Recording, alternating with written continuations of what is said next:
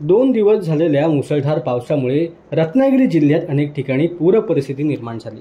रत्नागिरी जिल्ह्यामधील खेड तालुक्यामध्ये असलेल्या जगबुडी नदीने देखील रौद्र रूप धारण केल्याचं पाहायला मिळालं। जगबुडी नदीला आलेल्या पूर परिस्थितीमुळे आजूबाजूच्या परिसरामध्ये देखील पाणी शिरायला सुरुवात झाली। बाजारपेठेमध्ये देखील जगबुडी नदीचं पाणी शिरलं।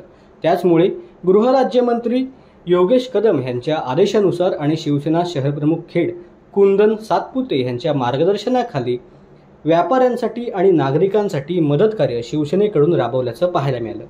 या आपत्तीच्या पार्श्वभूमीवरती खेड तालुक्यामधील युवा सैनिकांनी तात्काळ मदतीसाठी पुढाकार घेतला। पूरग्रस्त भागामध्ये मदत पोहोचवण्याचे काम युवा सैनिकांनी अत्यंत निस्वार्थीपणे पार पाडल्यामुळे आता व्यापाऱ्यांकडून त्यांचं कौतुक देखील केलं जाते।